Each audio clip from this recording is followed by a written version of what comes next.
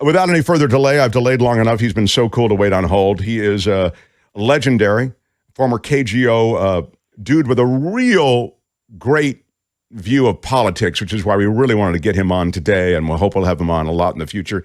John Rothmann, everybody. Yeah. What up, John Rothmann? Thank you, Mark. Delighted to be with you. And with John and with Kim. Oh, that's very, very nice. Yeah. All right, John Rothmann. I'm already seeing stuff from the East Coast about voter turnout. Let's start with some of that and maybe then get to California and voter turnout. I know that the turnout is so critical.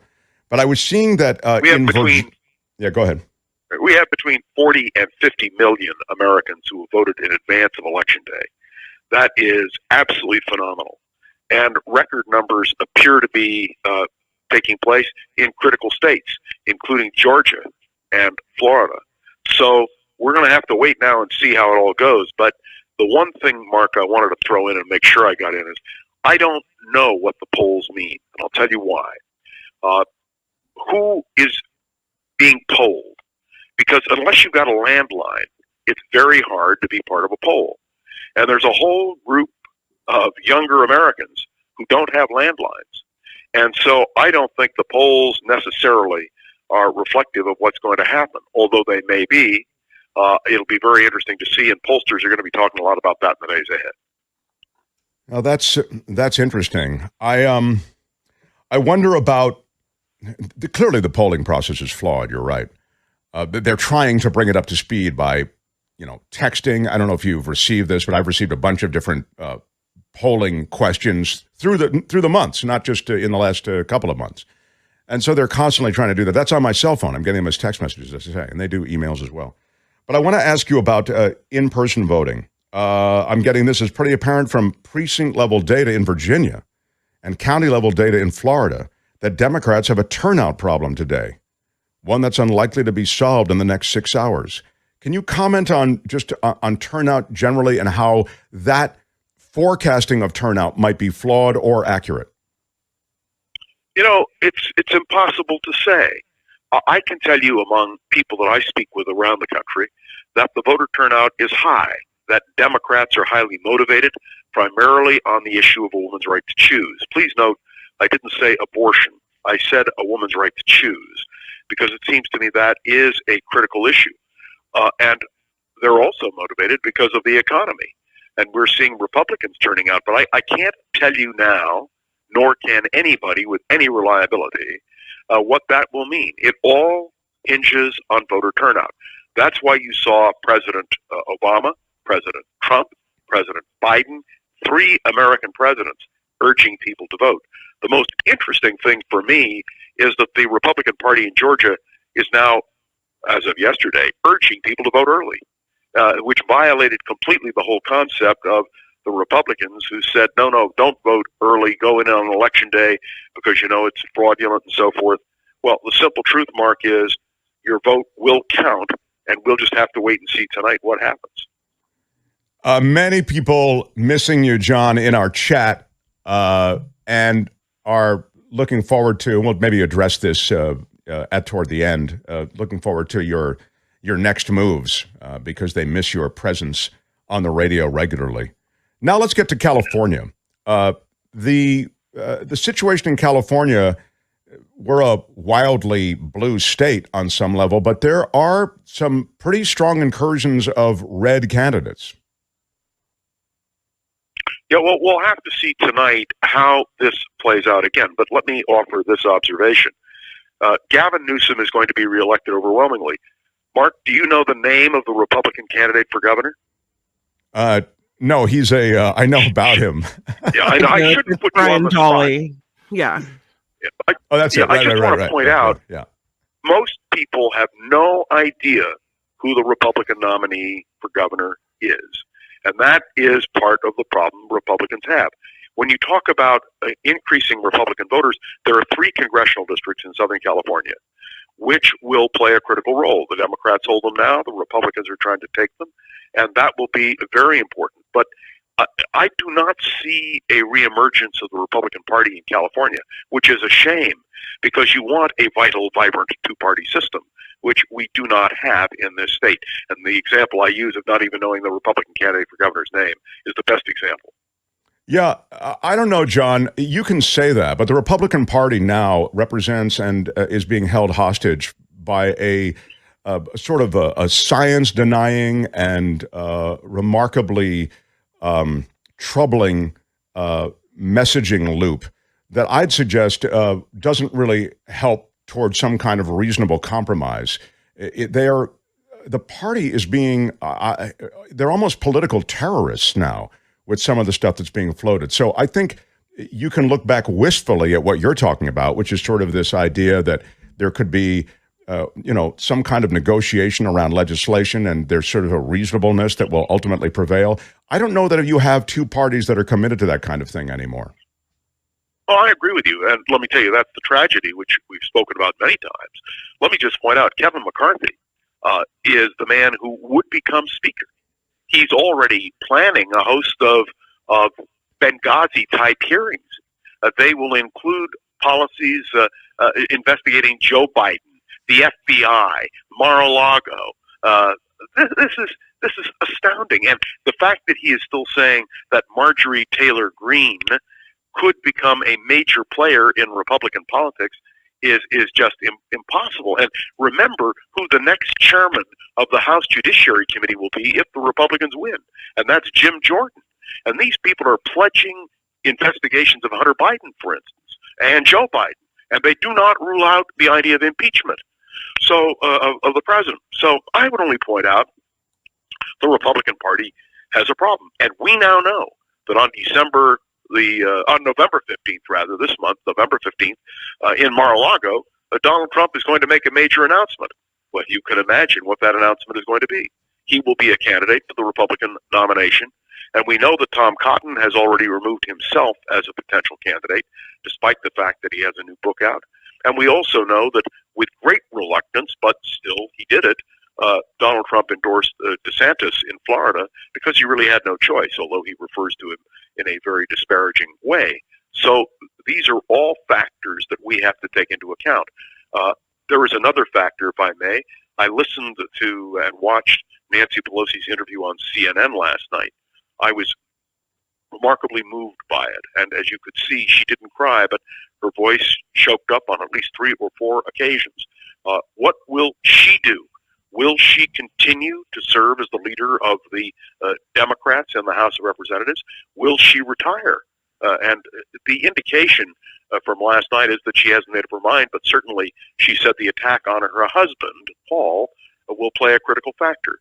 Let's be clear, there is a level of violence that has gripped the American political scene that should scare every American, Democrat, Republican, liberal, or conservative. And let me also suggest to you that when Donald Trump Jr. on the ellipse on January 6th said the Republican Party no longer exists, it's now the Trump Party, that scared the living bejeebers out of me. Well, he's not wrong. I mean, I think that you see that election-denying, Trump-embracing crew. They have risen to serious legitimacy. I was just talking about the move toward the governor's mansion in Arizona. I mean, Carrie Lake she's a full-on MAGA Republican, and she's good. And to imagine, I mean, you understand what she's. You understand she's what good she's at what doing. she does. I mean, go ahead, yeah. She is planning on being elected, and she may well be elected, although I hope not. And then the perfect Republican ticket for the year 2024, from their position, Trump and Lake. And that is what you're looking at, to be very honest with you. No, I think that's the presumptive ticket. Absolutely right. And it's just to take a step back on Trump. It's a remarkable. I remember listening to your show so many days, and there's just so much Trump information and so many revelations. And you got a guy who takes all of these top secret documents and just takes them down to his golf club at Mar-a-Lago, and there's a sense of total carelessness about handling everything related to government. He obviously had no respect for any of these things, but that's just one small example. You have, I think, obvious, manifest evidence of his meddling and trying to fix the election in Georgia. and you have his evidence of his involvement in a coup to try to overturn the election. All of these things surround this guy, not to mention taxes and these other legal entanglements he has. And still, as you've just said, he's the odds-on favorite to run for president with Kerry Lake as his likely vice presidential candidate. I mean, it's remarkable, isn't it, John? Yeah. Now, let me also comment, because I know we've got limited time here. I want to say a word about this election. You know, in 1952, the Republicans ran on a platform of battling communism, corruption, and Korea. This campaign, the Republicans boiled it down to crime, inflation, and immigration. And one of the things that I think is very important to understand is their thematic approach seems, and I want to underline the word seems, to be working. If there is a sweep tonight, one of the things that Kevin McCarthy said in an interview yesterday on CNN is their first priority will be to close the border, and because immigration is such a big issue. But you and I understand that will never happen. And the other thing people have to bear in mind is the Republicans may control the House, possible, but the Senate will clearly be up for grabs tonight. And I'm going to be watching the Senate races, as you will, in Pennsylvania, in Georgia, in Ohio, in the state of Washington, not far from us, and in Arizona. There are really critical moments in terms of the Senate. There is one thing that Kevin McCarthy has to understand. Joe Biden is the president of the United States for at least another 2 years. And if something happened to him, Kamala Harris would be president. And the power of the president to use veto is really quite remarkable. And let me point out, even if the Republicans take the House and Senate tonight, which is an if, a big if, they will still have to face President Joe Biden or Kamala Harris. Well, they'll have to face him on legislation, but they won't have to face him on judicial appointments. I mean, if they take the Senate, that's a real... Oh, you're right. It's a huge stop sign for Joe Biden. Yep, the Senate is critical. And the Democrats have a good shot tonight at the United States Senate. Look, I'm looking at Pennsylvania and the Fetterman-Oz contest. Already, the Republicans are trying to have votes thrown out because they say they didn't put them properly in terms of the date or the time or whatever excuse they've come up with. This is going to be highly problematic.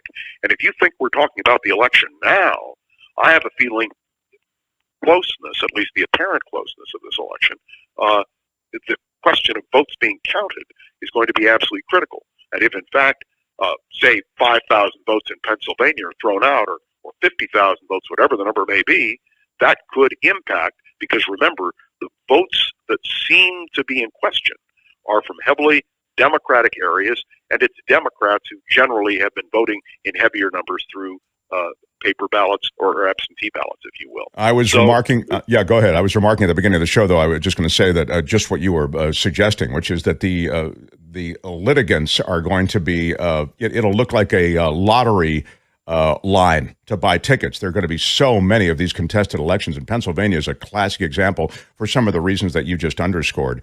But it's a real tragedy, because once upon a time, you knew that you could trust the result of an election. What has been absolutely horrific that the Republicans have done, and it is the Republicans who have done it, is to undermine our belief in the elections. And every time they say, well, Hillary Clinton contested, Hillary Clinton didn't contest. She conceded. Not only did she concede, she went to the inauguration of Donald Trump. And I want to remind people that the Democrats and Republicans have the right to challenge, but the idea of undermining the very fabric of American democracy, it's a far cry from the idea of a loyal opposition. And this is something that as a people, we have to battle for. You know, when Joe Biden spoke the other night, the president spoke the other night about this being democracy on the line, he was right.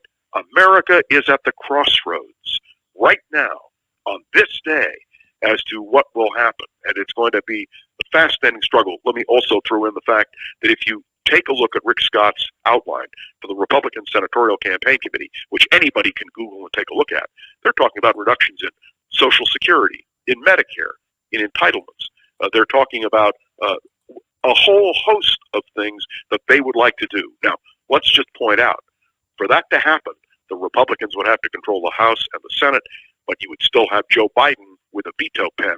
So I think the Republican options will be relatively skimpy, but you're absolutely correct.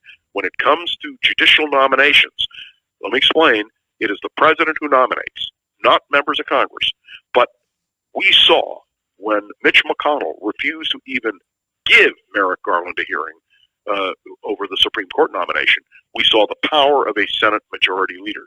So this will be a back and forth and a big struggle. And remember, it's not just the Supreme Court. It's the district courts, the appellate courts. This is a critical question. Yeah, I lament so much of what you've just touched on, John Rothman, and I'd love to have you back as the election dust begins to settle. And it may be some time for many of the reasons that you've talked about.